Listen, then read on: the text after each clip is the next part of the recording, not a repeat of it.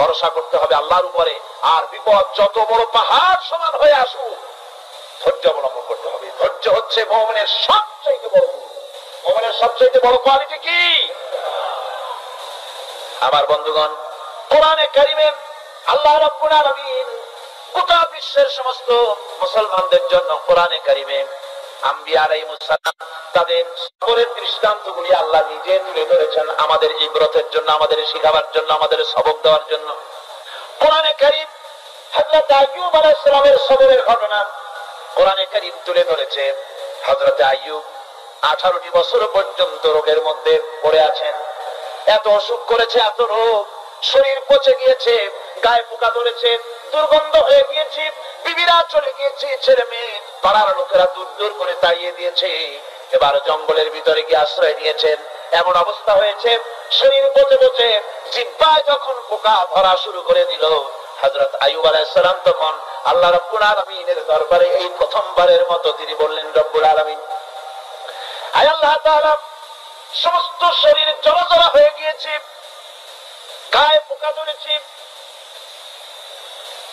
আমি কোনো কথা বলি নাই, আমি খামোশ থেকে জিকির আজগার করতেছিলাম। আয় আল্লাহ, এখন দেখি আমার জিহ্বায় পোকা ধরেছে, পোকা ধরা শুরু হয়েছে। আমার জিহ্বাটায় পোকা তুমি দয়া করে দিও না, কারণ আমার জিহ্বায় যদি পোকা হয়ে যায় তাহলে তোমার মতো আল্লাহর জিকির আমি কি দিয়া করব? আমার জিহ্বাটা তুমি দয়া করে ভালো রাখো।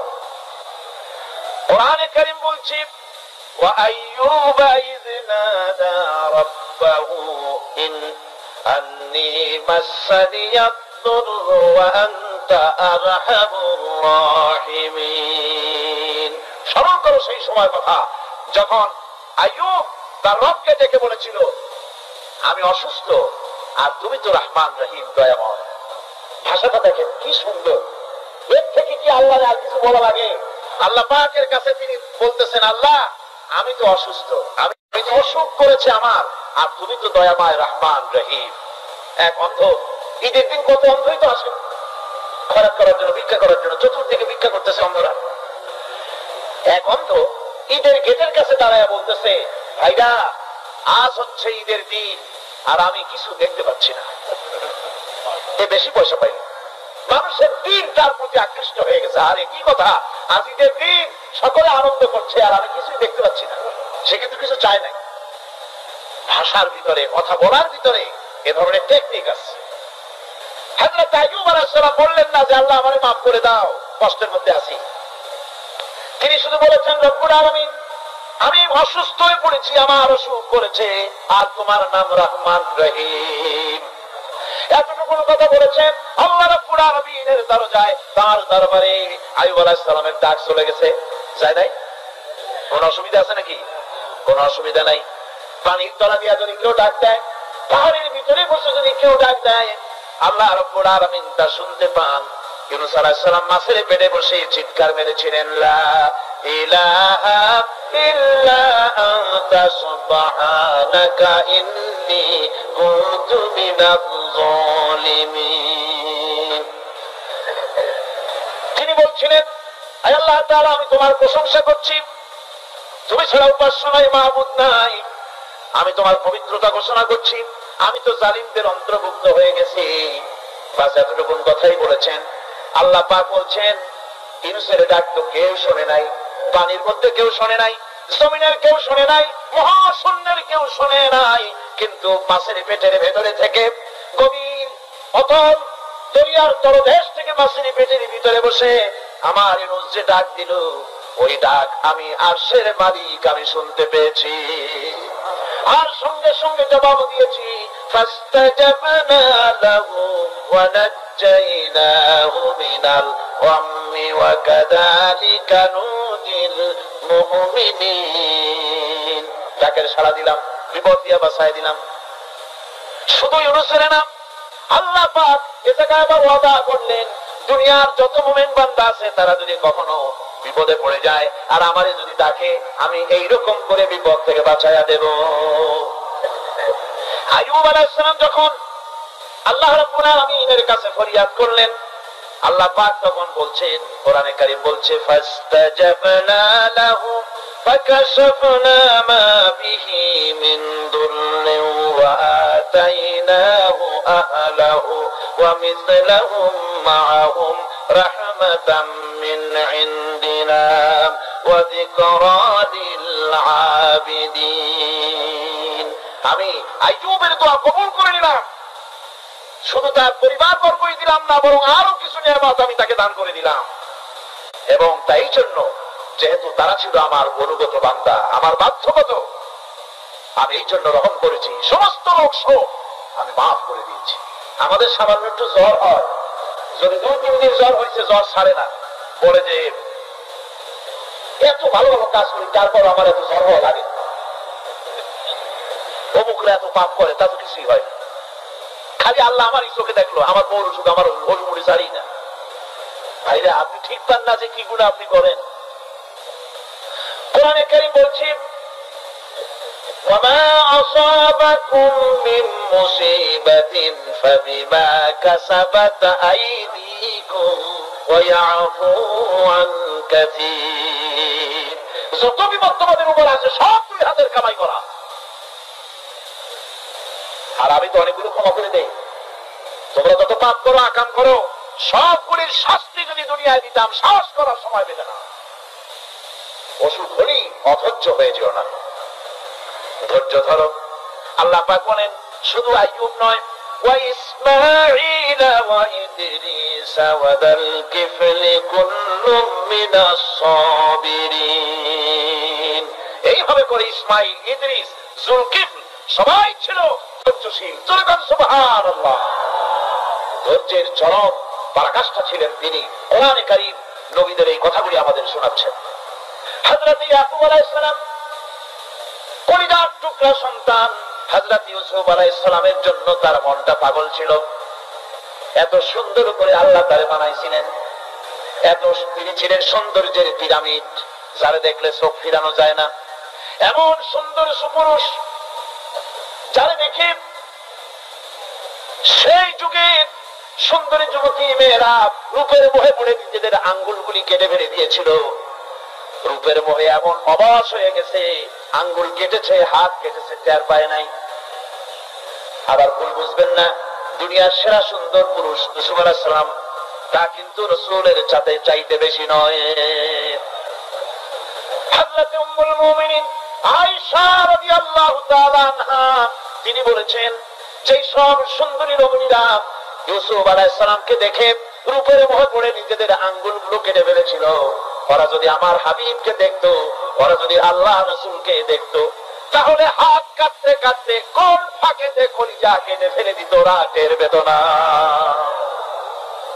আমার বন্ধুগণ, হযরত আইয়ুব আলাইহিস সালাম সন্তানের মায়া, অন্যান্য ভাইরা হিংসায় পড়ে গেল, তারা নিয়ে তাকে কুয়ায় ফেলে দিল।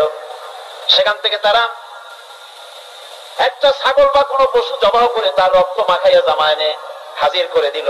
হযরত ইয়াকুব আলাইহিস সালামের সামনে যে তারে নিয়ে খেলা করতে গিয়েছিলাম, আমরা খেলায় লিপ্ত ছিলাম, বাঘে খাইয়া ফেলাইছে। এগুলি কি গপ্প? এগুলি কি কোরআন? আল্লাহ পাক শোনাচ্ছেন, বিশ্ববাসীকে শোনাইছেন। সূরা ইউসুফের চাইতে এত সুন্দর উপাখ্যান গোটা পৃথিবীতে আর নাই। সুবহানাল্লাহ। অনেকে ইউসুফ জুলাইখার কেসা খুব মজা করে পড়ে, ফুর্তি করে, প্রেমের গল্প পড়ে। এটা কোনো প্রেমের গল্প নয়। ইউসুফ আলাইহিস সালাম, জুলাইখা ইউসুফ আলাইহিস সালামের জন্য কাঁদতে কাঁদতে চোখ কানা হয়ে গেছে। এরপর ইউসুফ আলাইহিস সালাম জুলাইখারে পাওয়ার জন্য পাগল হয়ে গেছে। নাউজুবিল্লাহ, এটা হয়নি কখনো। তিনি আল্লাহর পয়গম্বর। আর আল্লাহ কেমনে তারে বাঁচিয়েছেন? যখন জুলাইখা ঘরের ভিতরে সুন্দর করে যৌন উন্মাদনামূলক চিত্র অঙ্কিত করে ঘরের মধ্যে আটকায় দিয়েছে, তালা লাগায় দিয়েছে, আর নিজে যৌন উদ্দীপক কাপড় চোপড় পরেছে না পরার মতোই।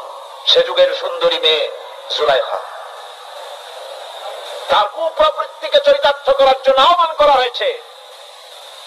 হযরত ইউসুফ আলাইহিস সালাম লক্ষ্য করে দেখলেন এমন জায়গায় এখান থেকে পালাবার পথ নাই, দরজা বন্ধ করে দিয়েছে।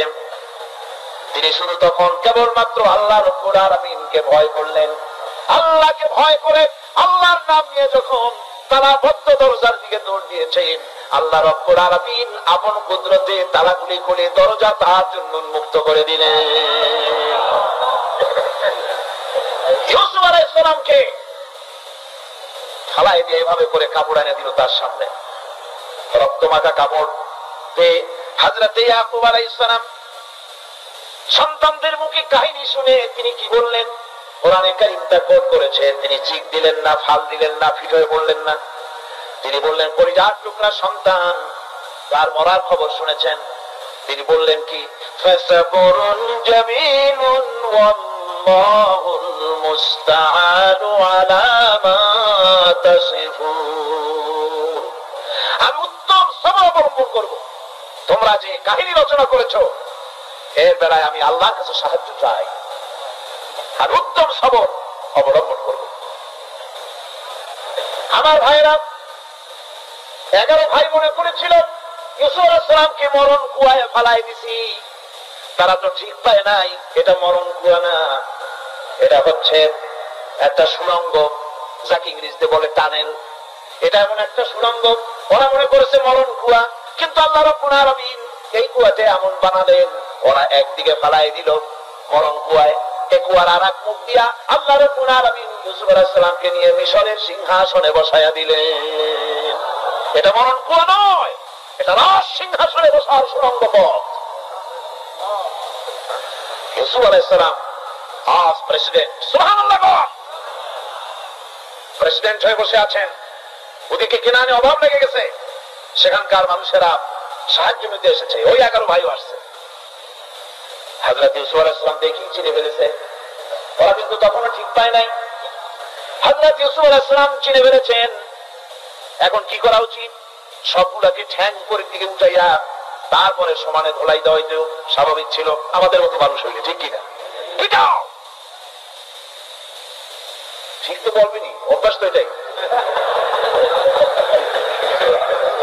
হযরত ইউসুফ আলাইহিস সালাম তাদের সামনে পরিচয় দিলেন। তারা যখন বুঝতে পারল, লজ্জায় তাদের মাথা হেট হয়ে গেল। হযরত তারা এক তো লজ্জা, আর 2 নম্বরের ভয়, জান নিয়া কেনানে কেউ ফিরে যেতে পারবো না। এখন অবস্থা হয়েছে যে জীবনই যায় নাকি এখানে। হযরত ইউসুফ আলাইহিস সালাম ভাইদের এই করুণ দুরবস্থা বুঝতে পারলেন।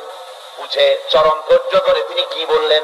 তিনি বললেন, লা তাসরিবা আলাইকুমুল ইয়াওম। ও ভাইরা, তোমাদের বিরুদ্ধে আমার কোনো ক্ষোভ নাই, দুঃখ নাই, বিদ্বেষ নাই, হিংসা নাই, আল্লাহর রাস্তায় মাফ করে দিলাম। সুবহানাল্লাহ। এর নাম পয়গম্বর। এর নাম কি? পয়গম্বর। কিসের লেনিন, কিসের মার্কস? জওয়ানেরা, ভুল পথে মানুষ চলেছিল। আলহামদুলিল্লাহ, আল্লাহ এগুলারে ডাস্টবিনে ফেলাই দিচ্ছে। কারণ আলহামদুলিল্লাহ, আলহামদুলিল্লাহ। পয়গম্বর কারে বলে? কারে বলে পয়গম্বর? কি চরিত্র! রাসূল করিম সাল্লাল্লাহু আলাইহি ওয়াসাল্লাম তাকে একজন সাহাবী বলছিলেন, হুজুর বলছেন এই কামটা করলা না কেন? সাহাবী বললেন, হুজুর আপনি যদি চোখের ইশারায় বলতেন মুখ দিয়ে না কইয়া, তাও তো আমি কামটা করে ফেলতাম, আমি তো বুঝি নাই। হুজুর বললেন, চোখের ঠারে ঠারে কাজ করা নবুয়তের শান নয়। আল ওয়াদুহু ওয়াস সারাহা, নবীরা যা করেন তা ডাইরেক্ট, কোনো বক্রতা নাই, স্পষ্ট কথা। আমার ভাইরা, হযরত ইউসুফ আলাইহিস সালাম বিনিয়ামিনকে কাছে নিয়ে পরিচয় দিলেন তার ভাইদের সামনে। কোরআনে কারীম বলছে, ক্বালা আনা ইউসুফ ওয়া হাদা আখি قد من الله علينا إنه من يتقي ويصبر فإن الله لا يضيع أجر المحسنين। আমি ইউসুফ আর এই হচ্ছে আমার ভাই। আল্লাহ আমাদের উপর ইহসান করেছেন। প্রকৃতপক্ষে যারা আল্লাহকে ভয় করে এবং সবর ইখতিয়ার করে, আল্লাহ এভাবে তাদেরকে, তাদের আমলকে নিষ্ফল হতে দেন না। আমার এই জামাটা নিয়ে যাও। হযরত ইয়াকুব আলাইহিস সালাম কলিজার টুকরা সন্তান ইউসুফ আলাইহিস সালামের বিরহ যন্ত্রণায় ছেলেকে কতদিন দেখে না, কাঁদতে কাঁদতে চোখ দুটো অন্ধ হয়ে গেছে। মিশর থেকে কেনানের দিকে জামা রওনা হয়েছে। কোথায় মিশর, কোথায় কেনান? জামা যখন রওনা হয়ে গেছে, হযরত ইয়াকুব বলতেছেন, আমি যেন আমার ইউসুফের গন্ধ নাকে পেতেছি। জামা চলে এলো, চোখের উপরে রাখলেন, আল্লাহ রাব্বুল আলামিন তাকে চক্ষুষ্মান বানাইয়া দিলেন। ভাইরা আমার, পয়গম্বররা সবর করে গোটা দুনিয়ার মানুষের সামনে দৃষ্টান্ত সেট করেছে সবরকারী হওয়া। আমার ভাইরা, হযরত ইব্রাহিম আলাইহিস সালামের কথা আল্লাহ পাক কোরআনে কারীমে বলছেন সবরকারী কয়, দেখো শেখো সবরকারী কয়। আল্লাহ পাক বললেন, ইব্রাহিম তোমার বিবি আর তোমার নবজাতক এই সন্তানকে রেখে আসো মক্কা নগরীতে। তিনি চলে গেলেন, সেখানে ঘর নাই, বাড়ি নাই, কিচ্ছু নাই, চতুর্দিকে শুধু বালু আর মরুভূমি। হযরত হাজরা বলছেন, ইব্রাহিম সামান্য পানি আর খাবার দিয়া আমার সন্তান শুদ্ধ এখানে রেখে যেতেছো, আমি কি অপরাধ করেছি? কোন জবাব নাই। দুইবার তিনবার বলার পরে হাজরা বলছেন, ইব্রাহিম গো, তবে কি আমার আল্লাহর হুকুম মতো আমারে রেখে যাচ্ছ নাকি? হযরত ইব্রাহিম আকাশের দিকে আঙ্গুল উঁচু করলেন। কথা বলবেন, বাক শক্তি বেরোচ্ছে না। 80 বছর বয়সের সময় একটা বাচ্চা আল্লাহ তারে দিচ্ছেন, আর এমন বাচ্চা পয়গম্বরের ছেলে, কি সুন্দর চেহারা, মরুভূমির উপরে ফালাই দিয়েছো, ফালাই দিয়ে রওনা হয়ে যাচ্ছেন, মুখ দিয়ে কথা শুনছে না, আকাশের দিকে দেখালেন। হযরত হাজরা বুঝতে পারলেন। হযরত হাজরা বলেন, ইব্রাহিম কোনো চিন্তা নাই, নিশ্চিন্ত মনে বাড়ি ফিরে যাও। আমি আমার আল্লাহর উপরে এতটা ভরসা করি, আল্লাহর হুকুমে যদি আমার এখানে রেখে দিয়ে থাকো, ওই আল্লাহ পাক আমাকে আর আমার কলিজার টুকরা ইসমাইলকে পানিতে আর খাবারে মারবেন না, অবশ্যই তিনি ব্যবস্থা করবেন। ব্যবস্থা হয়ে গেল। হযরত ইসমাইল বড় হয়ে গেলেন। আল্লাহ পাক ওমর করলেন, জবাহ করো ছেলেকে। হযরত ইব্রাহিম আলাইহিস সালাম যখন জবাহের প্রস্তাব করলেন, হযরত ইসমাইল তা আপত্তি করতেন, বাবাজি আমার মায়ের আর আমাকে বাচ্চা অবস্থায় ফেলে গেলেন, খাবার দেন নাই, পড়ার দেন নাই, বছরের পর বছর আমাদের এখানে কাটলো, দেখতেও আসেন নাই, আজ আসছেন জবাহ দিতে, এটা কেমন কথা? কি ধরনের বাপ আপনি? এরকম বলছে নাকি? এরকম বলছে? হযরত ইব্রাহিম আলাইহিস সালাম প্রস্তাবটা কিভাবে পারলেন? আল্লাহ পাক কোরআনে কারীমে দৃষ্টান্ত রেখে দিয়েছেন। আল্লাহ পাক বলছেন, হযরত ইব্রাহিম ছেলেকে বললেন, ইয়া বুনাইয়া, ইয়া বুনাইয়া, হে আমার কলিজার টুকরা, লাডলা, হে আমার কলিজার টুকরা সন্তান, ইন্নী আরা ফিল মানাম আন্নী আযবাহুক, আমি স্বপ্নে দেখছি আমি যেন তোমাকে জবাহ করতেছি, ফানজুর মাযা তারা, তোমার রায় কি বলো? আমি তো স্বপ্নে দেখছি যে আমি তোমার জবাহ করতেছি, এখন তোমার রায় কি, তোমার মত কি? হযরত ইসমাঈল আলাইহিস সালাম শুনে দিলেন দৌড়, নাকি না? হযরত ইসমাঈল আলাইহিস সালাম ধৈর্যের প্রতীক, তিনি কি কথা বললেন? তার মুখের কথা কোরআন শরীফে আল্লাহ পাক উঠায় দিলেন। হযরত ইসমাঈল বললেন, ইয়া আবাতি ফাআল মা তুমারু সাতাজিদুনি ইনশাআল্লাহু মিনাস সাবিরিন, হে আমার পিতা, আপনি যে ব্যাপারে আদিষ্ট হয়েছেন আপনি তা পালন করুন, অবশ্যই আমাকে ধৈর্যধারীদের মধ্যে পাওয়া যাবে। সুবহানাল্লাহ। এক বর্ণনায় এসেছে, হযরত ইসমাঈল বললেন, আব্বাজান আমি ধৈর্যধারীদের ভিতরে আমারে পাবেন, তবে জবাহ করার আগে আমার হাত পাটা একটু বেঁধে নেন, কারণ জবাহের যন্ত্রণায় আপনার গায়ে যদি আমার হাত পা লেগে যায় তো বেয়াদবি হয়ে যেতে পারে। আর আমি বলে আমার জবাহ হয়ে যাওয়ার পর আমার রক্ত মাখা জামা টানিয়া আমার মা হাজরারে দিবেন, কারণ তাকে মা বলবার মতো আর তো কেউ নাই। হযরত ইব্রাহিম তাকে বাঁধবার জন্য প্রস্তুতি নিলেন। হযরত ইসমাঈল বলছেন, আব্বাজান বাঁধবেন না, বাঁধার প্রয়োজন নাই। বলে কেন? একবার বাঁধতে বললে আবার তুমি নিষেধ করছো কেন? ছেলে বলছেন, আব্বাজান বাঁধবো না এই জন্যে, হয়তো কিয়ামতেই প্রশ্ন উঠতে পারে যে আল্লাহর হুকুমে রাজি ছিল না বলে হাত পা বাঁধা জবাহ করছে, আমি এই সুযোগ দিব না, আপনি জবাহ করেন, আমি এতটুকু নড়াচড়া করবো না। ধৈর্যের চরম প্রতীক হযরতে ইসমাঈল আলাইহিস সালাম দেখাই দিয়েছেন ধৈর্য কারে কয়। আমার বন্ধুগণ, এই পৃথিবীর সবচাইতে ধৈর্যের বড় প্রতীক হতেছেন ইমামুল মুরসালিন, আশরাফুল আম্বিয়া, সাইয়্যিদুল মুরসালিন, জনাবে মুহাম্মদুর রাসূলুল্লাহ সাল্লাল্লাহু আলাইহি ওয়াসাল্লাম। আমার বন্ধুগণ, সবচাইতে বড় ধৈর্যের প্রতীক তিনি।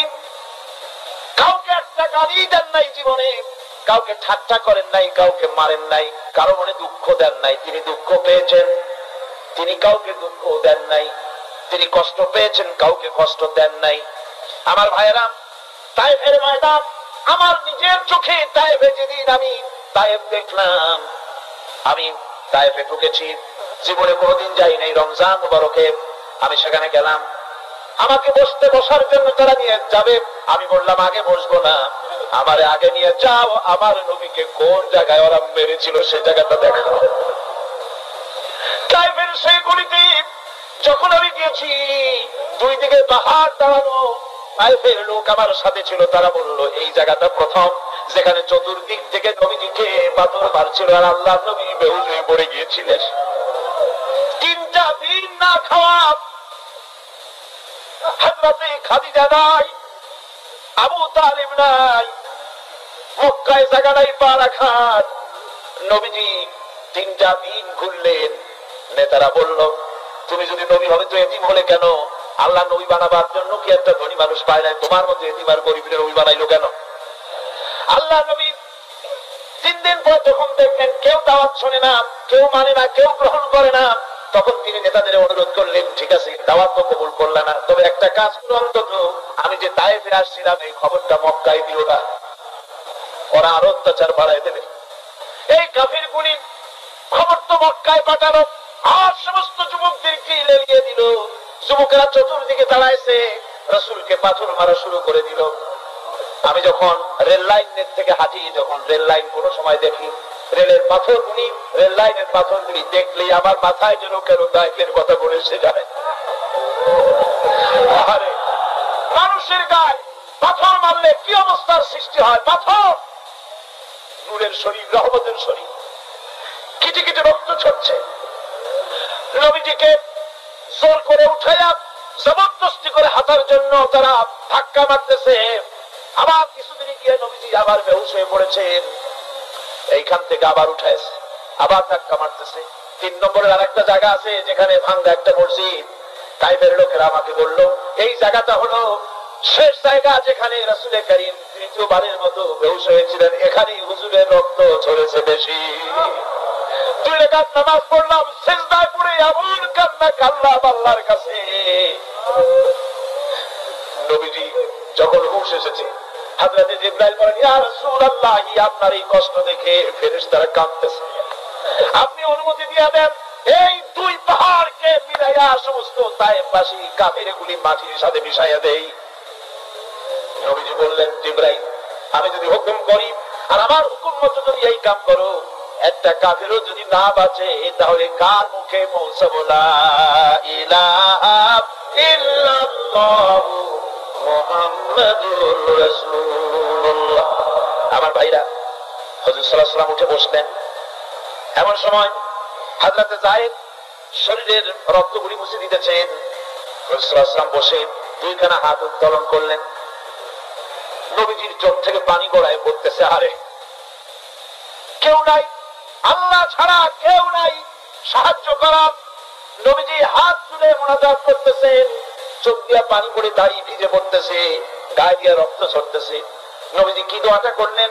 বদদোয়া করলেন না, গজব দিতে বললেন না, নবীজি দোয়া করলেন রব্বুল আলামিন, এই তায়েফের লোকেরা আজকে আমার সাথে যে ব্যবহারটা করেছে, ওরা বোঝে নাই যে আমি তোমার নবী, ওরা বোঝে নাই যে আমি তোমার রাসূল, না বুঝে আমার উপরে যে অত্যাচারটা করলো, আল্লাহ তুমি এই জন্য রাগ করে এই তায়েফে তুমি গজব দিও না।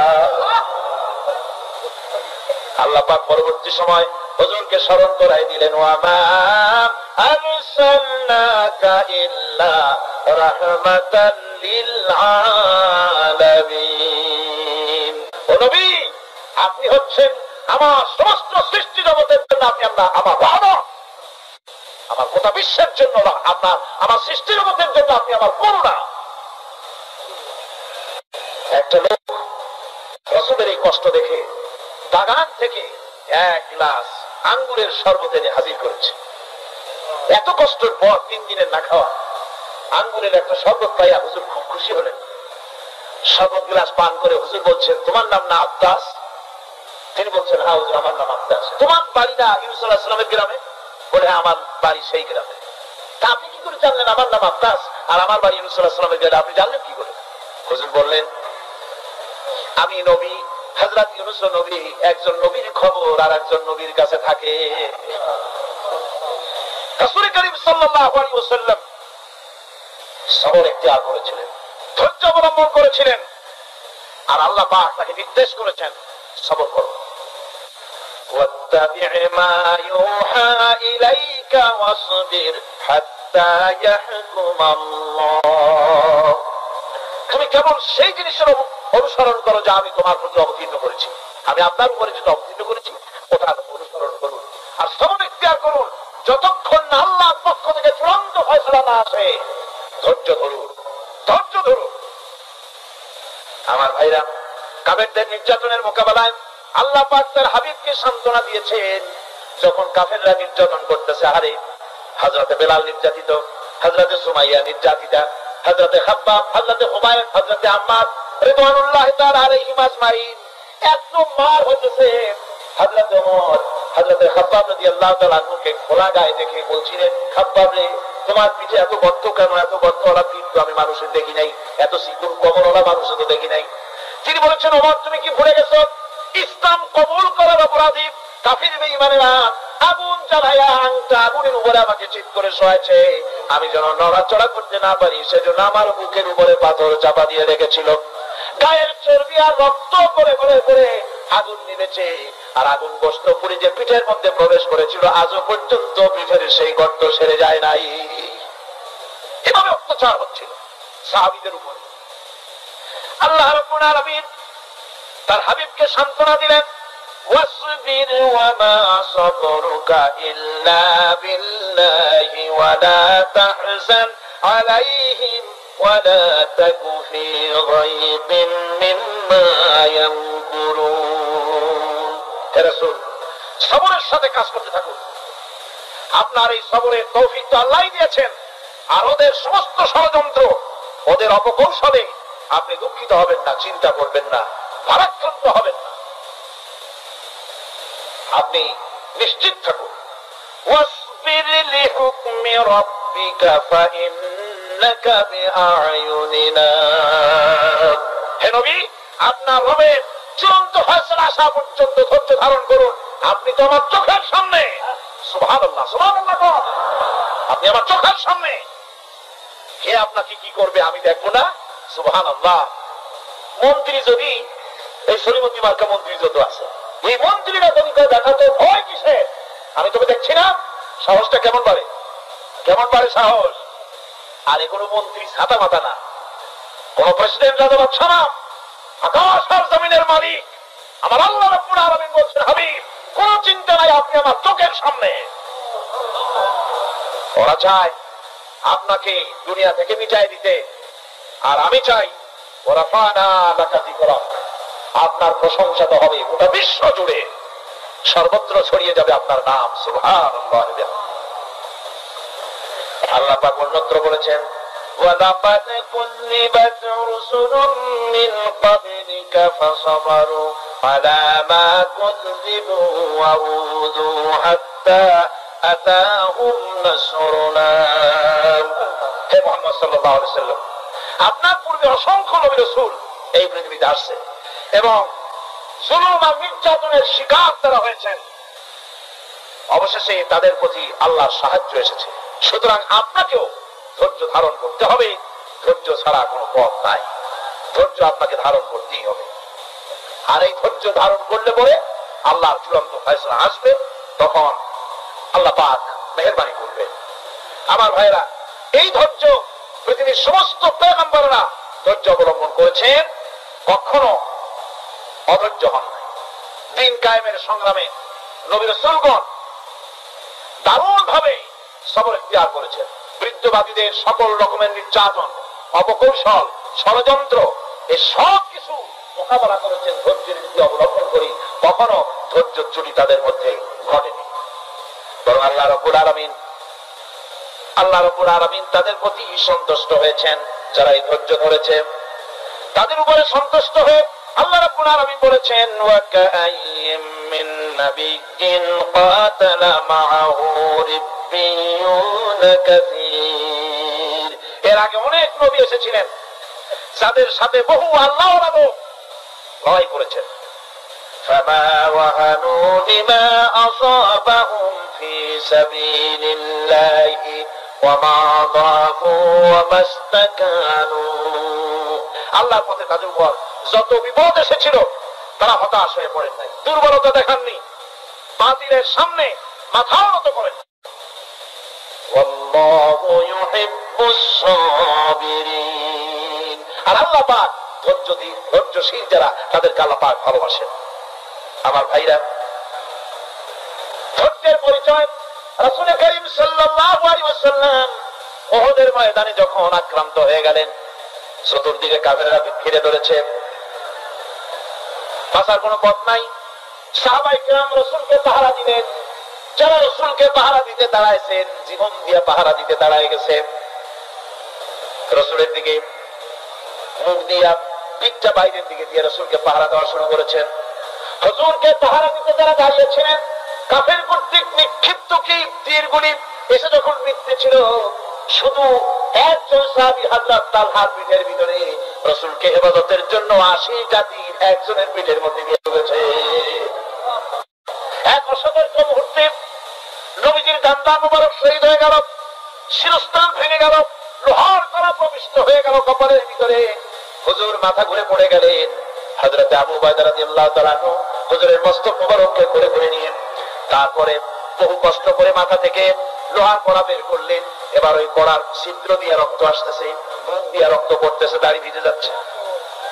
বুখারী শরীফে এসেছে, আল্লাহর নবী দুইখানা হাত নিজের চেহারার উপরে মুড়ে আনে, টাটকা রক্ত চোখের সামনে দেখে বলছেন, আহারে, এই কওমের ফালা কি করে হবে, এই কওমের মুক্তি কি করে হবে, এই কওমের নাজাত কি করে হবে, যে কওম তার নবীর চেহারা রক্ত দিয়ে আল্লাহ বাড়াইয়া দিল। নবীজি বললেন, আল্লাহুম্মা গফির লি কওমি ফাইন্নাহুম লা ইয়ালামুন। আয় আল্লাহ পাক, আমার এই কওম বুঝতে পারে না, ওদেরকে মাফ করে দাও। খবর ছড়িয়ে গেল নবীজি শহীদ হয়ে গিয়েছেন। খবর ছড়িয়ে গেল চতুর্দিকে, মদিনায় খবর ছড়িয়ে গেল। মানুষ পাগলের মতো দৌড়ানো শুরু করে দিল। এক মেয়ে লোক দৌড়াচ্ছে উহুদের দিকে, কয়েকজন সাহাবীর সঙ্গে দেখা। তারা জিজ্ঞেস করলেন, দৌড়াও কেন? মহিলা, যাও কই? কয় উহুদের দিকে যেতেছি। কয় যায় তো কোনো লাভ নাই, যেহেতু তোমার যে স্বামী এসেছিলেন জিহাদের ময়দানে, তিনি তো শহীদ হয়ে গেছেন। মহিলা বলতেছে, কে শহীদ হয়েছে শুনতে চাই না, আগে বলো নবীজি কেমন আছে। আবার কিছুক্ষণ পর আর কয়েকজনের সঙ্গে দেখা। তারা বলছে, মেয়ে লোক দৌড়াও কই? যাচ্ছি উহুদের দিকে। তারা বলছেন, যে কোনো লাভ নাই, তোমার যে দুইটা কলিজার টুকরা সন্তান উহুদে এসেছিল, দুটোই শহীদ হয়ে গেছে। মা বলতেছে, ও সাহাবী, কে শহীদ হয়েছে শুনতে চাই না, তাড়াতাড়ি করে বলো আল্লাহর নবী মুহাম্মদ রাসূলুল্লাহ সাল্লাল্লাহু আলাইহি ওয়াসাল্লাম কেমন আছেন। দৌড়াতে দৌড়াতে উহুদের মাঠে সাহাবায়ে কিরাম পরিবেষ্টিত। আল্লাহর নবীর কাছে গিয়ে হুজুরের জীবিত চেহারা মুবারকের দিকে তাকায়া মেয়ে লোকটি কাঁদতেছে আর বলতেছে, ইয়া রাসূলুল্লাহ, আমার স্বামী মরাশোক, আমার কলিজার টুকরা দুইটা সন্তান মরাশোক, আমার কলিজা থেকে মুছে গেছে, আপনি বেঁচে আছেন, তামাম মুসলমানদের এর চাইতে বড় সান্ত্বনা আর নাই। ভাইরা আমার, রাসূল করিম সাল্লাল্লাহু আলাইহি ওয়াসাল্লাম এভাবে করে ধৈর্যের পরিচয় দিয়েছেন। গালাগালি দেন নাই, রাগ করেন নাই, বদদোয়া করেন নাই। সুবহানাল্লাহ, সুবহানাল্লাহ।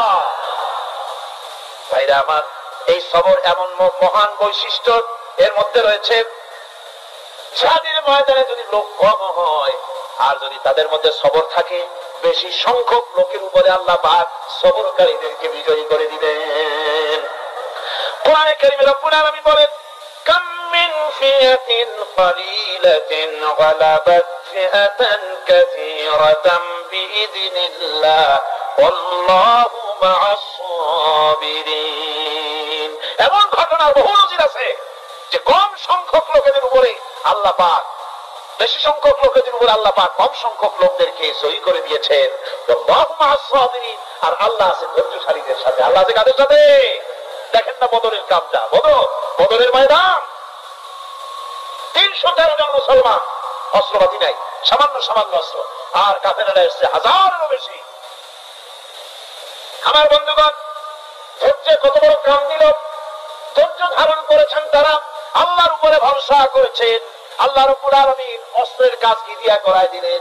একজন সাহাবী এসে বলছেন, হুজুর জিহাদের ময়দান, ইসলামের প্রথম জিহাদ, আমার কাছে তো অস্ত্র নাই, মেহেরবানি করে একটা অস্ত্র আমারে দেন, আমি লাফায় পড়ি জিহাদের মধ্যে।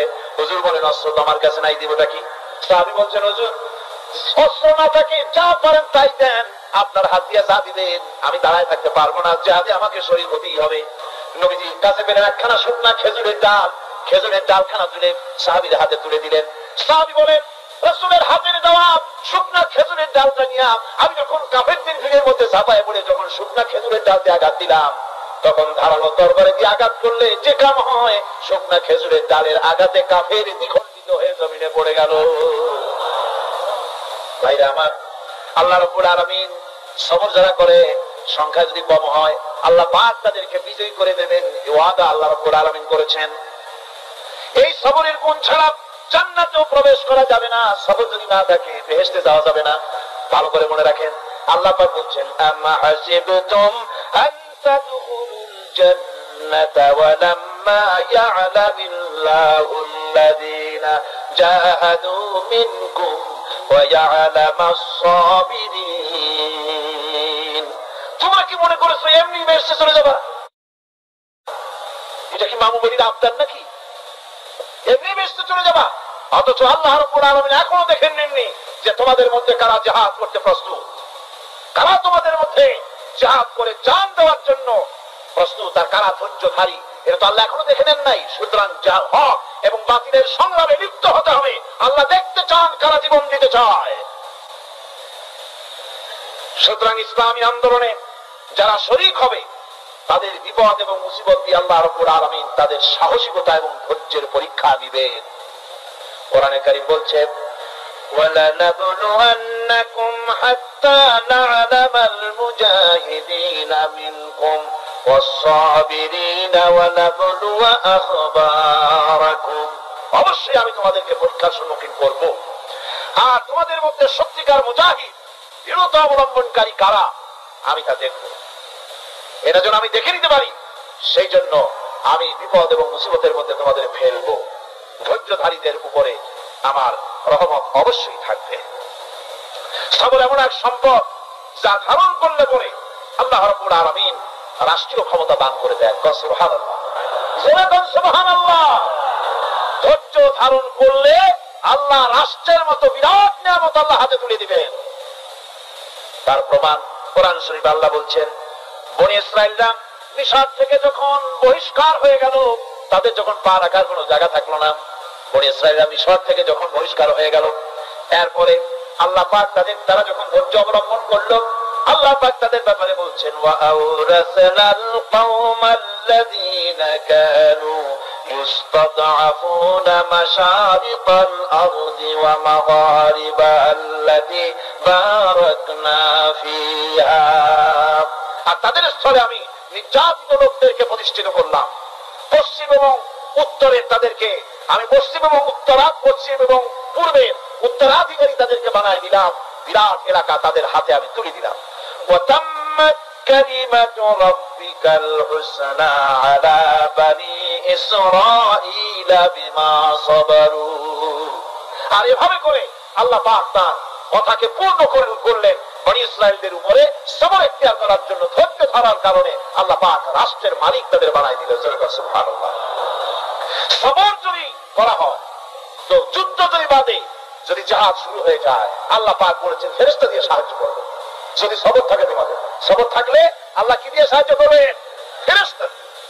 কোরআনে কারীম বলছে, বালা ইন তাসবিরু ওয়া তাত্তাকু ওয়া ইয়াতুকুম মিন ফাওরিহিম হাদা ইউমদিদুকুম রাব্বুকুম বিখামসাতি আলাফিন মিনাল মালাইকাতি মুসাউমিন। হ্যাঁ, তোমরা যদি ধৈর্য অবলম্বন করো আর আল্লাহকে ভয় করে চলো, তাহলে এক্ষুনি আল্লাহ রাব্বুল আলামিন তোমাদের জন্য কাতারে কাতারে শৃঙ্খলাবদ্ধ 10,000 ফেরেশতা দিয়ে তোমাদেরকে সাহায্য করবেন। সুবহানাল্লাহ। তোমাদেরকে ফেরেশতা দিয়ে সাহায্য করা হবে। তোমরা যদি সবর ইখতিয়ার করো, তাহলে সংখ্যা যদি কম হয়, বেশি সংখ্যার উপরে জয়ী করে দেব। ইয়াকুম মিনকুম 20 সাবিরুনা ইয়াগলিবু মিআতাইন। যদি তোমাদের ভিতরে ধৈর্যশীল 20 হয়, আমি 200 কাফেরের বিরুদ্ধে তোমাদেরকে জয় করে দেবো। সুবহানাল্লাহ। তোমরা যদি হও ধৈর্যশীল, 200 কাফেরের উপরে তোমরা জয়যুক্ত হয়ে যাবে। আর বিপদ আর মুসিবতে যারা ধৈর্য ধরে তাদের জন্য আল্লাহর পক্ষ থেকে সুসংবাদ। সুসংবাদ কাদের জন্য? ধৈর্যধারীদের জন্য। কোরআনে কারীম বলছে, ওয়াবাশশিরিস সাবিরিনা আল্লাযীনা ইযা আসাবাতহুম মুসিবাতুন ক্বালু ইন্না লিল্লাহি ওয়া ইন্না ইলাইহি রাজিউন। সুসংবাদ সেই সব ধৈর্যশালীদের জন্য যারা নাকি বিপদ এবং মুসিবতে আসলে যারা বলে, কি বলে? বলেন আমার সাথে, ইন্না লিল্লাহি ওয়া ইন্না ইলাইহি রাজিউন। এটা শুধু আমাদের লোকেরা কেউ বললে পড়ে, এটা শুধু মরার সময় নয়, বরং যে কোনো বিপদ আর মুসিবত এলে মুমিন বান্দা যারা, তারা কি বলবে? ইন্না লিল্লাহি ওয়া ইন্না ইলাইহি রাজিউন। নিশ্চয়ই নিশ্চয়ই আমরা আল্লাহর জন্য এবং আমাদের সকলকেই আল্লাহর কাছে ফিরে যেতে হবে, প্রত্যাবর্তিত হতে হবে। সবরকারীদের জন্য রয়েছে জান্নাতের সুউচ্চ সম্মানের জায়গা। জান্নাতে সবচেয়ে সম্মানজনক জায়গা আল্লাহ রাব্বুল আলামিন ধৈর্যশালীদেরকে দান করবেন। কোরআনে কারীম বলছে, উলাইকা ইউজসাউনাল গুরফাতা বিমা সাবারু ওয়া ইউলাক্কাউনা ফিহা তাহিয়াতাও ওয়া সালামা।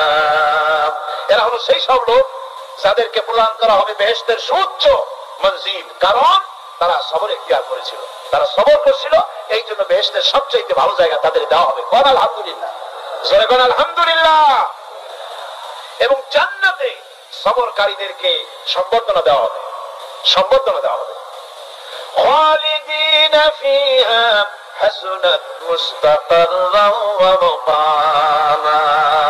চিরদিন তারা জান্নাতের ভেতরে বসবাস করবে এবং কতই না সুন্দর, কতই না উত্তম জায়গা সবরকারীদের জন্য আল্লাহ বেহেশতের মধ্যে রেখে যাবেন। জান্নাতে প্রবেশ করার সাথে সাথে চতুর্দিক থেকে ফেরেশতারা ছুটে আসবে সবরকারীদের জন্য। ওয়াল মালাইকাতু ইয়াদখুলুনা আলাইহিম মিন কুল্লি বাব। চতুর্দিক থেকে ফেরেশতারা তাদেরকে ইস্তেকবাল করবে। কি বলবে? সালামুন আলাইকুম বিমা সাবারতুম ফানি'মা উকবাদ। তোমাদের প্রতি শান্তি বর্ষিত হোক, কারণ তোমরা পৃথিবীতে সবর অবলম্বন করেছিল। কতই না উত্তম জায়গা, কতই না সুন্দর জায়গা আল্লাহ রাব্বুল আলামিন সবরের বিনিময়ে তোমাদেরকে দান করেছেন। সুতরাং এই সবর হচ্ছে মুসলমানদের জন্য সবচেয়ে বড় নিয়ামত। আজ আমার তো মনে হয় পৃথিবীতে মুসলমানরাই সবচেয়ে বেসবর। ট্রেনে যাবে, বসা নিয়ে বেসবর, টিকিট নিয়ে বেসবর, বাসের মধ্যে বেসবর, বাজারে যাবে বেসবর, স্কুলে যাবে বেসবর, যেখানে যান সব জায়গায় আমরা বেশি অধৈর্য। ঠিক কিনা? কর সামান্য সামান্য জিনিস নিয়ে ঝগড়া করা, মারামারি করা, এই হচ্ছে আমাদের ট্র্যাডিশন। ধৈর্য অবলম্বন করতে হবে জীবনের সকল ক্ষেত্রে। এই ধৈর্য আমাদেরকে রক্ষা করতে হবে। এই ধরনের ধৈর্য যদি আমরা অবলম্বন করতে পারি, তাহলে আল্লাহ পাক বলছেন, উলাইকাল্লাযীনা সাদাকু ওয়া উলাইকা হুমুল মুত্তাকুন। এরাই হলো ঈমানের দাবিতে সত্যবাদী। কোন আলহামদুলিল্লাহ। কারা কারা? না না, শুধু সবরকারী না। এই যে 10টা পয়েন্ট বলা হলো, কয়টা পয়েন্ট বলা হয়েছে? 10টি পয়েন্ট।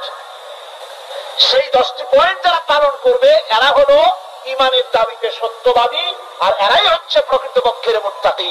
আমরা মুত্তাকি বুঝি দাঁতে ছাতা, দাড়ি দাড়ি আশ্রয় না, জাব্বা জুব্বা গায়ে দিয়ে কোনো জায়গায় পড়ে থাকে, এটা বড় মুত্তাকি, খুব পরেজগার। সালার চট্টর যদি করে তাহলে তো আরো বড় পরেজগার। জি, আর যদি কাপড় চোপড় মোটেও না থাকে তাহলে তো খাজা বাবা হয়ে গেল। আর আল্লাহ বলছে মুত্তাকি কারে কয়? শোনো, এরে কয় মুত্তাকি যাদের মধ্যে এই 10টা গুণ আছে। এই 10টি সত্য যদি সম্পাদন করতে পারি, যদি আমল করতে পারি, জীবন ধন্য হয়ে যাবে। সেই 10টি কথা আমি আবার আপনাদের স্মরণ পথে তুলে দিতে চাই, প্যাকেট করে পকেটে উঠাই দিতে চাই, যেন বাড়ি নিয়ে যেতে পারেন। 1 নম্বর হচ্ছে 10টি পয়েন্টের 1 নম্বর আল্লাহর প্রতি ঈমান। 1 নম্বরে আল্লাহর প্রতি ঈমান, 2 নম্বরে পরকালের প্রতি ঈমান, 3 নম্বরে 3 নম্বরে ফেরেশতাদের উপর ঈমান, 4র্থ নম্বরে কিতাবের প্রতি ঈমান, 5ম নম্বরে নবীদের প্রতি ঈমান, 6ষ্ঠ নম্বরে সহায় সম্বলহীন নিকটবর্তী আত্মীয়, ইয়তীম, মিসকিন, প্রবাসী, মুসাফির, সাহায্য প্রার্থী এদেরকে মুক্ত করার জন্য এদেরকে সাহায্য প্রদান করা, 7 নম্বরে নামাজ প্রতিষ্ঠা করা, 8 নম্বরে যাকাত আদায় করা, 9 নম্বরে ওয়াদা পালন করা, 10 নম্বরে সবর ইখতিয়ার করা। কয়টা হলো? কয়টা হলো? এই 10টি কাজ যদি আমরা পালন করতে পারি, বিপদে মুসিবতে ধৈর্য ধারণ করতে পারি, যত মুসিবত আসুক, আসলে এগুলি কিছু না। মুসিবত আল্লাহ টেস্ট করবেন, মুসিবত দিয়া আল্লাহ টেস্ট করেন। দেখা যায় যে ওদের শক্তি খুব বেশি, চোখে আপনি দেখতে পারেন, কিন্তু আল্লাহ বলছেন ইন্না কায়দা শায়তানি কানা দাঈফা। বাতিলরা হলো শয়তান, বাতিলরা কি? আর ওদের চক্রান্ত আসলেই দুর্বল, এদের চক্রান্ত আসলে কি? দুর্বল। কাজে এগুলিকে ভয় করা যাবে না। বিপদে মুসিবতে ধৈর্য ধারণ করে যদি অগ্রসর হওয়া যায়, তো আল্লাহ রাব্বুল আলামিন এই 10টি পয়েন্ট যদি আমল করা যায়, দুনিয়াও শান্তি পাবো, আখিরাতেও শান্তি পাবো। যত মুসিবত আসুক, বিপদ আসুক, ধৈর্যের সাথে মোকাবেলা করতে হবে। ধৈর্যের অর্থ কি? আমি আগেই বলেছি, ধৈর্যের অর্থ হচ্ছে অবিচলতা, দৃঢ়তা, বরদাস্ত করা, সহিষ্ণুতা, দৃঢ়তা, স্থিরতা। ধৈর্যের অর্থ এটা নয় একজন একটা থাপ্পড় মারলো আর আপনি বলবেন যে বাবা ব্যথা পাইছে নাকি, তাহলে আর একখান থাপ্পড় দিয়ে দাঁত আমার সবগুলো ভালায় দেয়। এর নাম ধৈর্য নয়। ধৈর্য হচ্ছে পরিস্থিতির মোকাবেলা করতে হবে সাহসিকতার সাথে, এর নাম হচ্ছে ধৈর্য। ওই যে আমি একটা দৃষ্টান্ত দিয়ে থাকি, এক সাপ একবার মুরিদ হয়েছিল এক পীর সাহেবের কাছে। পীর বলছিলেন যে আমি তো এইসব সাপটা মুরিদ বানাই না। কয় না হুজুর, আমারে বানান। তারপরে মুরিদ বানায় কিছু অভিজ্ঞতারে শিখাই দিল আর বললো খবরদার কাউকে দংশন করবে না। ঠিক আছে, সে যাই জিজ্ঞাসা শুরু করে দিয়েছে। এর মধ্যে জমিনে রাখাল আসছে, ধান কাটছে, ধানগুলো নিবে কি করে, দড়ি দাড়ি পাচ্ছে না। কি করা যায়, বানবে কি দিয়া? সন্ধ্যার পরে অন্ধকারে দেখে যে দড়ি একটা পড়ে আছে। বলছে কি দড়ি, তা তো বুঝে নেই।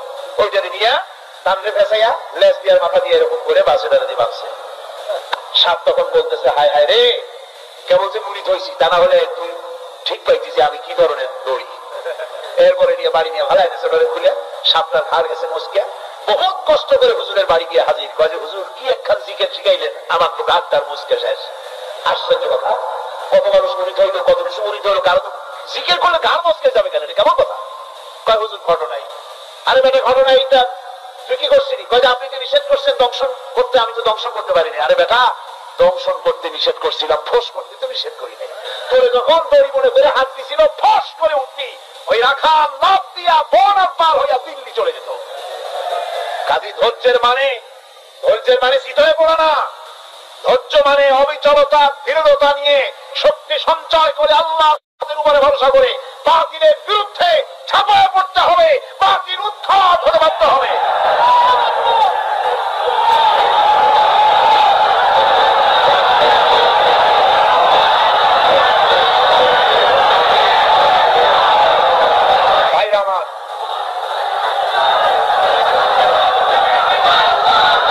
সুতরাং আলহামদুলিল্লাহ আমরা কোরআনে কারিমের এই আয়াতে কারিমার আমরা যতদূর পারলাম আলোচনা করেছি। আল্লাহ পাক যেন এতে বরকত দেন, জোরে কোন আমিন।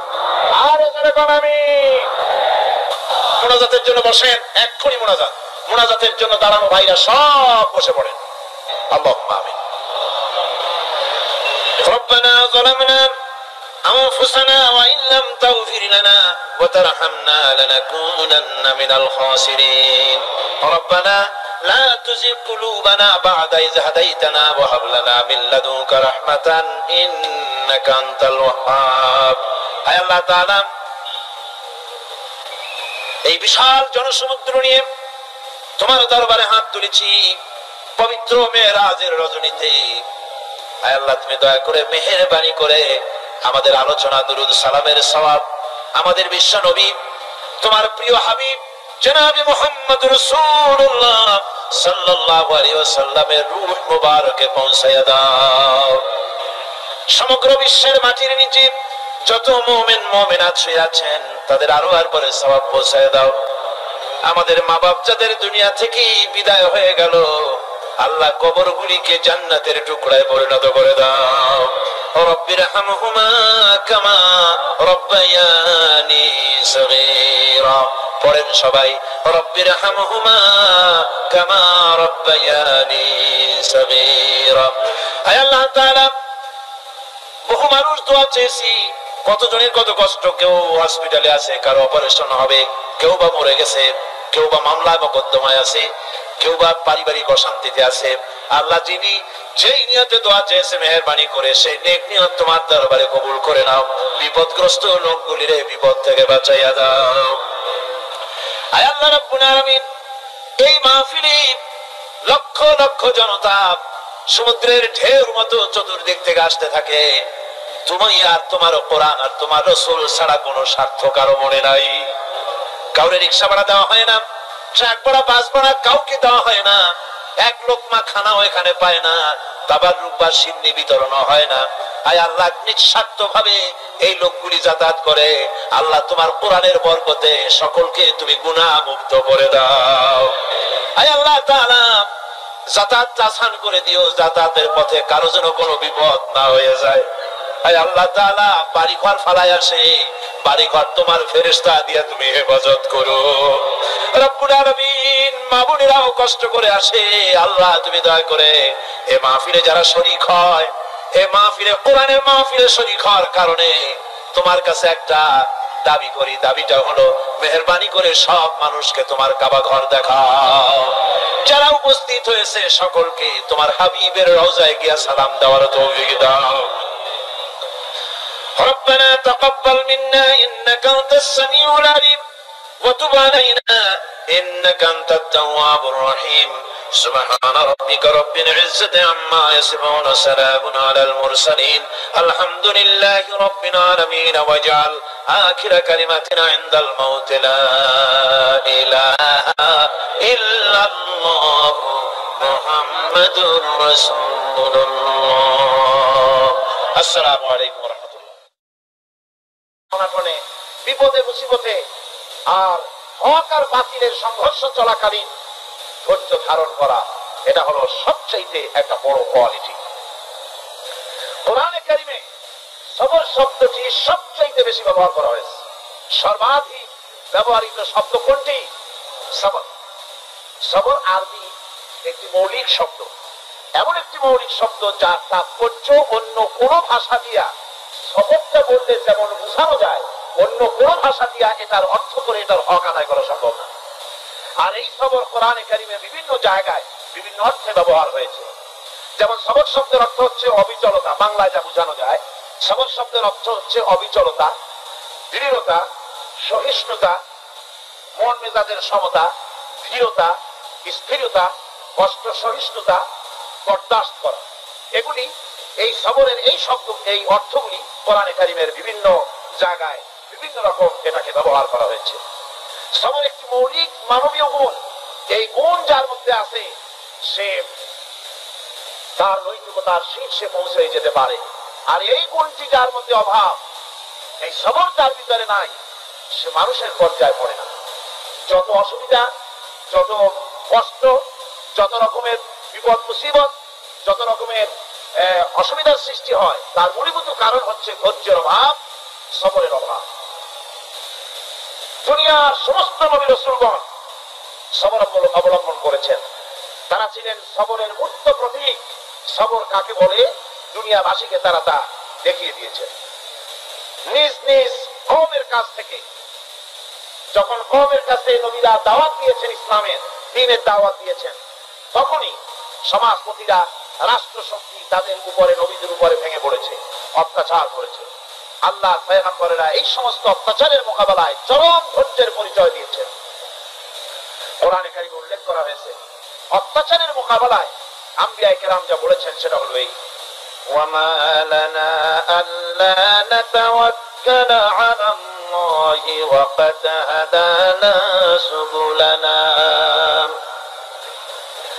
আল্লাহ পাক বলেন, পয়গম্বররা বলেছেন আমরা আল্লাহর উপরে ভরসা করব না, তো কার উপরে ভরসা করব?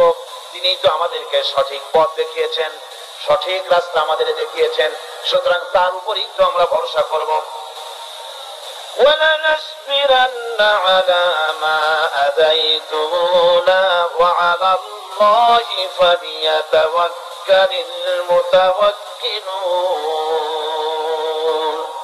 তোমরা আমাদেরকে সব কষ্ট দাও, পীড়ন দাও, সেজন্য আমরা ধৈর্য অবলম্বন করব। তোমরা আমাদেরকে কষ্ট দিচ্ছ, আমরা ধৈর্য অবলম্বন করব আর ভরসা করব কেবলমাত্র তার উপরে যে আল্লাহ রাব্বুল আলামিন আমাদেরকে নবী করে পাঠিয়েছেন। সেই ভরসা করতে হলে সেই আল্লাহর উপরেই তো ভরসা করা উচিত। আমরা সেই আল্লাহর উপরে ভরসা করে আছি। তোমাদের যত খুশি আমাদের বিরুদ্ধে ষড়যন্ত্র করো, আমাদেরকে অত্যাচার করো। কোরআনে কারীমে হযরত হুদ আলাইহিস সালামের ঘটনা আল্লাহ রাব্বুল আলামিন এভাবে এনেছেন। तमाम এলাকার মানুষ তার বিরুদ্ধে ক্ষিপ্ত হয়ে গিয়েছে। সমাজের লোক, রাষ্ট্র শক্তি হযরত হুদ আলাইহিস সালামের উপর অত্যাচারের পাহাড় ভেঙে দিয়েছে। হযরত হুদ আলাইহিস সালাম একা মানুষ, সমাজের রাষ্ট্র শক্তির এই দুর্বিসন্ধির ষড়যন্ত্রের চ্যালেঞ্জ তিনি গ্রহণ করলেন। আর তিনি বললেন, তিনি যেটা বললেন আল্লাহ পাক কোরআনে তা কোট করে দিলেন। দুনিয়ার সমস্ত ইসলামী আন্দোলনের কর্মীদের জন্য আল্লাহ পাক কোট করে দিলেন, সমস্ত মুমিনদের জন্য তা উল্লেখ করলেন। হুদ আলাইহিস সালাম তিনি জাতিকে বললেন, ফাকিদুনি জামিআন সুম্মা লা তুনদিরুন, তোমাদের যত ক্ষমতা আছে সমস্ত ক্ষমতা নিয়ে আমার বিরুদ্ধে তোমরা ষড়যন্ত্র করো, আর আমাকে এতটুকু অবকাশ দিও না। আমি সেই আল্লাহ রাব্বুল আলামিনের উপরে ভরসা করেছি, যার কুদরতি হাতের ভিতরে আমার জান, আর গোটা পৃথিবীর সমস্ত প্রাণীর জান যার কুদরতি হাতের মধ্যে, যার হাতের ভিতরে গোটা পৃথিবীর সমস্ত জান, সে আল্লাহর উপরে ভরসা করেছি। যা খুশি তোমরা আমার বিরুদ্ধে করতে পারো। সুবহানাল্লাহ। এটার নাম হলো ঈমান, এটার নাম সবর, এটার নাম ধৈর্য। এই ধৈর্য আসে ঈমানে কামিল হলে পড়ে এবং আল্লাহর উপরে পরিপূর্ণ বিশ্বাস হলে পড়ে। যদি কারো দিনের মধ্যে কথা বিশ্বাস থাকে যে আমার জন্য আল্লাহর পক্ষ থেকে যদি কোনো বুলেট নির্ধারণ করা থাকে, গোটা বিশ্ব যদি আমাকে পাহারা লাগায়, ওই বুলেট থেকে আমাকে বাঁচাইতে পারবে না। আর আমার জন্য যদি একটা বুলেট আল্লাহ কর্তৃক নির্ধারিত থাকে, তাহলে গোটা পৃথিবীর মানুষ চেষ্টা করেও সেই বুলেট থেকে আমাকে রক্ষা করতে পারবে না। এটার নাম হচ্ছে ঈমান। এই ঈমান যখন মানুষের মধ্যে সৃষ্টি হয়ে যায়, তখন সে বিপ্লবী শক্তিতে পরিণত হয়ে যায়। তার কাছে ভয় বলে কোনো জিনিস থাকে না, যেহেতু সে তো ভরসা করেছে এমন শক্তির কাছে যার চাইতে প্রচন্ড ক্ষমতা আকাশেও কারো নাই, জমিনেও। তিনি কে? জোরে চিল্লায় বলেন, তিনি কে?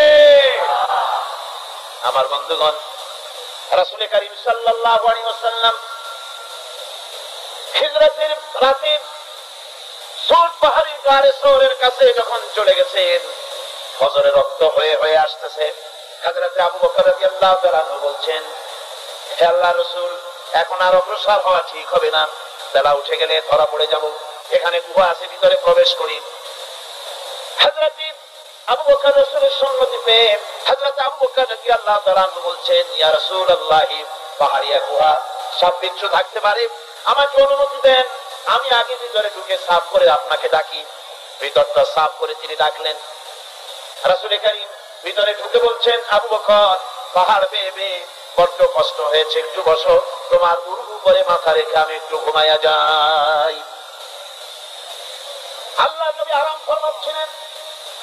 সকালবেলায় কাফির বেঈমানরা যখন আস্তে আস্তে করে গুহা মুখে পৌঁছে গেছে, পায়ের চিহ্ন এখানে শেষ, তাদের নিশ্চিত ধারণা এর ভিতরে নবীজি আছেন। বলছে, বেরিয়ে আসো। একজন বলে নাই, আর একজন বলে আছে, এভাবে তাদের মধ্যে দ্বিমত হয়ে গেল। হযরত আবু বকর বলছেন, ইয়া রাসূলুল্লাহ, আমরা তো ধরা পড়ে গেছি, আমাদের তো আর উপায় নাই।